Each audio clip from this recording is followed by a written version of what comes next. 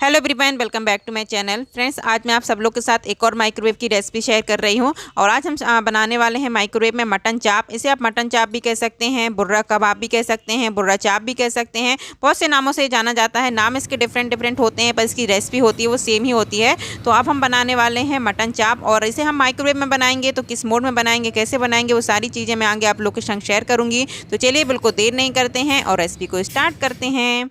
तो यहाँ पर देखिए मैंने ले लिया है मटन चाप और ये 300 ग्राम है और इनको अच्छी तरह से धो के मैंने साफ़ कर लिया है। और देखिए पानी वगैरह कुछ नहीं है ना, अच्छी तरह से साफ़ करके रख लेना है आपको। और इसको अब हम रखते हैं थोड़ा साइड में। और सबसे पहले हमें एक काम करना है, सबसे पहले हम इसके लिए गरम मसाला तैयार करेंगे क्योंकि इससे ही इसकी जो खुशबू है और टेस्ट है वो बढ़ता है। तो यहाँ पर देखिए मैंने लिया है खड़ा धनिया लिया है, जीरा लिया है, सौंफ ली है और दालचीनी स्टिक ली है, थोड़ी सी मैंने सूखी लाल मिर्च ली है, मैंने जावित्री ली है, नटमैग लिया है, लौंग ली है, इलायची ली है, बड़ी बड़ी वाली इलायची होती है वो लिया है मैंने, और साथ में लिया है छबीला। ये सारी चीज़ें मैं डिस्क्रिप्शन बॉक्स में लिख दूंगी कि इसमें गरम मसाले में क्या क्या है, तो आप वो सब ले लीजिएगा। और इसको हल्का से हमें रोस्ट करेंगे और रोस्ट करने के बाद इसका एक पाउडर बना लेंगे जिससे कि जो हमारा एक होममेड गरम मसाला है वो तैयार हो जाएगा। तो चलती हूँ जल्दी से, इसको मैं मिक्स थोड़ा सा रोस्ट करके इसको पीस के लेकर आती हूँ।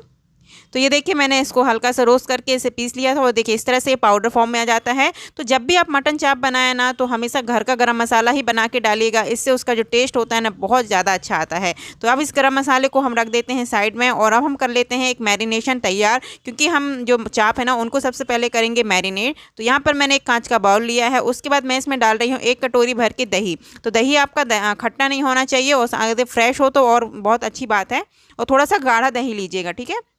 उसके बाद हम इसमें ऐड करेंगे सॉल्ट ऐड करने के बाद इसमें डालेंगे हम आधा चम्मच करीब हल्दी पाउडर।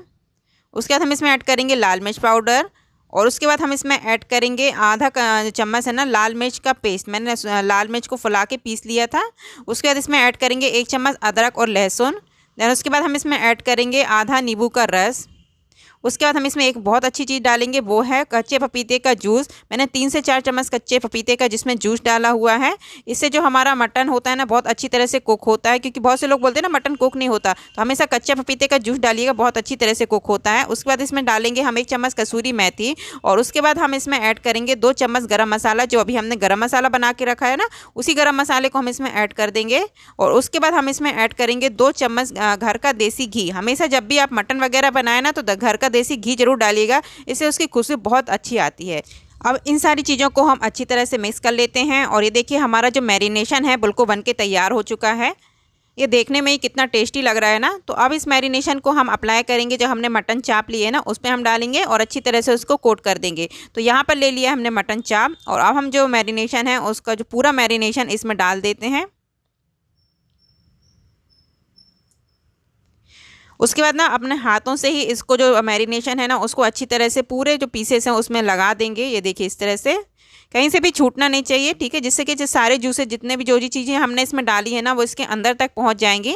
तो इस तरह से लगा देंगे और अब हम इसको रख देंगे कम से कम 1 घंटे के लिए फ्रिज के अंदर, जिससे कि जो जितने भी जूसेस हैं जो भी हमने मसाले डाले हैं वो मटन चाप के अंदर तक ऑब्जर्व कर लेगा। तो हमेशा कम से कम आधा से 1 घंटे तो इसको आप छोड़ ही दीजिएगा। इसे हम रख देते हैं फ्रिज के अंदर 1 घंटे के लिए। उसके बाद हम इसको निकालेंगे और फिर हम कुक करेंगे। तो इसको रख देते हैं फ्रिज के अंदर। तो फ्रेंड्स 1 घंटे हो चुका था और यहाँ पर देखिए मैंने निकाल लिया है मटन चाप को। इतनी देर में मैंने बहुत सारा काम कर लिया था, आप भी कुछ कुछ काम कर लीजिएगा, ठीक है। और उसके बाद ये देखिए मटन चाप हमारे कितने अच्छी तरह से मैरिनेट हो चुके हैं। अब उसके बाद हम ले लेते हैं यहाँ पर लोअर रैक। तो आप चाहें तो डायरेक्ट इसके ऊपर रख के ही चाप को कुक कर सकते हैं, लेकिन मैं यहाँ पर रखूँगी बेकिंग तवा, जिससे क्योंकि जो भी मसाले हैं ना वो इस तवा में ही रहेंगे, नीचे नहीं गिरेंगे, नहीं तो फिर पूरा माइक्रोवेव ना गंदा हो जाता है। और इतना जब टेस्टी जो मसाला हमने बनाया है, मैरिनेशन बनाया है, वो भी वेस्ट नहीं होना चाहिए। तो मैं हमेशा इस तरह से जो बेकिंग तवा होता है हमें माइक्रोवेव के साथ ही मिलता है ये, तो मैं उसी में इस तरह से रख के कुक करती हूँ। और जो थोड़ा बहुत मसाला है ना वो भी हम इसमें ऊपर से ऐड कर देंगे, क्योंकि यहाँ से देखिए यहाँ से मसाला थोड़ा सा निकल गया है तो हम ऊपर ही इस मसाले को लगा देंगे, क्योंकि ये मसाला बहुत टेस्टी होता है। इसके साथ जब चाप खाओ ना तो मज़ा ही आ जाती है। तो देखिए इस तरह से ये तैयार हो चुके हैं चाप रखने के लिए माइक्रोवेव में। तो चलिए चलते हैं माइक्रोवेव के पास। तो ये रहा मेरा LG का चारकोल माइक्रोवेव, लेकिन अदर कोई माइक्रोवेव है तो भी आप इसमें सेम रेसिपी को फॉलो कर सकते हैं। अब यहाँ पर मैंने माइक्रोवेव का कन्वेक्शन मोड सेट कर रही हूँ। ये देखिए यहाँ पर मैंने कन्वेक्शन मोड सेट कर दिया। उसके बाद में यहाँ से डिग्री जो गोल वाली बटन देख रहे हैं ना वहाँ से हम डिग्री सेट करेंगे। तो यहाँ पर मैंने 200 डिग्री सेट सेट कर दिया है। जो स्टार्ट की बटन है उसको 2 बार हम टैप करेंगे तो माइक्रोवेव हमारा प्रीहीट होने लगता है। लेकिन यदि आपके माइक्रोवेव से ऑटोमेटिक सिस्टम नहीं है तो अपने माइक्रोवेव को आप 10 से 12 मिनट के लिए ऑन करके छोड़ दीजिएगा, तो वो जो माइक्रोवेव है ना वो प्रीहीट हो जाएगा। ठीक है, तो 10 से 12 मिनट जब हो जाएंगे तो हम इसे निकालेंगे और थोड़ा दरवाज़ा खोलेंगे माइक्रोवेव का और जो हमारे चाप है वो रख देंगे। तो जब माइक्रोवेव हमारा प्रीहीट हो जाएगा उसके बाद हम रख देते हैं सबसे पहले तो जाली रखने के बाद हमने जो चाप लिए हैं उनको रख देते हैं। उसके बाद हम टाइम सेट करेंगे। तो अब हम यहाँ पर टाइम सेट कर रहे हैं 30 मिनट्स का। 30 मिनट का टाइम हम यहाँ पर लगा देंगे। 30 मिनट्स में हमारे चाप हैं बहुत अच्छी तरह से कुक हो जाते हैं। तो यहाँ पर मैं लगा देती हूँ 30 मिनट्स का टाइम और स्टार्ट की बटन को प्रेस कर देती हूँ। जब इसका आधा टाइम हो जाएगा ना कुक होते हुए, जब ये आधा टाइम हो जाएगा उसके बाद हम इनको एक बार पलट देंगे। तो यहाँ आधा टाइम करीब हो चुका था, थोड़ा सा ज़्यादा ही हो गया था पर कोई बात नहीं। उसके बाद हम इसे खोलेंगे और जो चाप है ना उनको सबको हम पलट देंगे जिससे कि दूसरी साइड भी अच्छी तरह से कुक हो जाए। वैसे कन्वेक्शन में दोनों साइड से कुक होते हैं लेकिन फिर भी हमको इनको पलटना पड़ता है क्योंकि हमेशा जो हीटिंग होती है ना वो ऊपर की तरफ ज़्यादा होती है, नीचे की तरफ थोड़ी कम होती है। तो हम इस तरह से पलट देंगे जिससे कि हमारे चाप हैं बहुत अच्छी तरह से दोनों साइड से कुक हो जाएंगे। तो सारे चाप को हम इस तरह से पलट देंगे। और हमारा जो मसाला था ना मैरिनेशन का थोड़ा सा और बच गया था, तो ये नीचे की साइड में हम जो पलटे हैं ना तो हम इसमें भी थोड़ा थोड़ा सा मसाला इस तरह से, देखिए इस तरह से मैंने मसाला 1-1 चम्मच करीब ऊपर से भी ऐड कर दिया है। अब इसको हम फिर से रख देते हैं चाप को और जो बचा हुआ टाइम है ना और हम स्टार्ट कर देंगे बटन को और बचे हुए टाइम में इसे और कुक होने देंगे। देखिए कई बार क्या होते हैं चाप कुछ मोटे भी कट जाते हैं तो उनको कुक होने में थोड़ा सा ज़्यादा टाइम लग सकता है। तो आप मटन चाप को एक बार बीच में चेक कर लीजिएगा। यदि आपको लगे कि अभी आपके चाप 30 मिनट्स में तैयार नहीं होंगे तो आप इसे थोड़ा सा और टाइम बढ़ा दीजिएगा। ठीक है, और कई बार होता है कि पतले चाप हो जाते हैं तो वो थोड़े जल्दी भी कुक हो सकते हैं, तो आप बीच में एक बार ज़रूर चेक करिएगा। तो यहाँ पूरा 30 मिनट्स हो चुके थे और हमारे चाप हैं बिल्कुल बन के तैयार हो चुके हैं।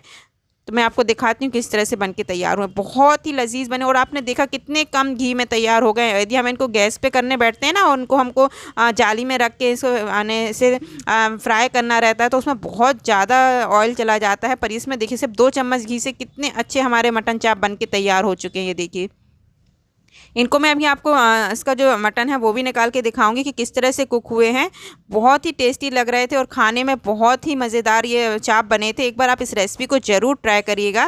तो ये देखिए हमारे मटन चाप तो बिल्कुल बन के तैयार हो चुके हैं। तो चलिए अब इसे जल्दी से एक प्लेट में भी निकाल लेते हैं, फिर उसके बाद आपको दिखाते हैं कि और ये किस तरह से सुंदर से लग रहे हैं, क्योंकि सुंदर तो ये देखने में बहुत लग रहे थे और सच में खाने में बहुत ज़्यादा टेस्टी थे। तो अब एक मैंने प्लेट ले ली है और उसमें मैं फटाफट से इन चाप को लगा देती हूँ। आप चाहें तो इसे रायते के साथ भी खा सकते हैं या चटनी के साथ भी खा सकते हैं। वैसे तो मुझे ये ऐसे ही अच्छे लगते हैं, मुझे ना तो इसके साथ चटनी चाहिए ना रायता चाहिए, मुझे ये ऐसे ही टेस्टी लगते हैं। तो ये इस तरह से हमने सारे चाप निकाल लिए हैं। थोड़ी सी मैं यहाँ पर जो अनियंस होती हैं रिंग अनियन उनको यहाँ पे काट के इस तरह से सजा देती हूँ। थोड़े से धनिया से सजा देंगे और थोड़ी सी मिर्च वगैरह लगा देंगे तो हमारा जो डेकोरेशन हो गया वो बिल्कुल हो गया तैयार। तो अब मैं जल्दी से आपको इसे तोड़ के भी दिखाऊंगी कि कैसे आखिर ये बने हुए हैं हमारे चाप। आप इनका कलर भी देखिए कितना प्यारा आया है ना।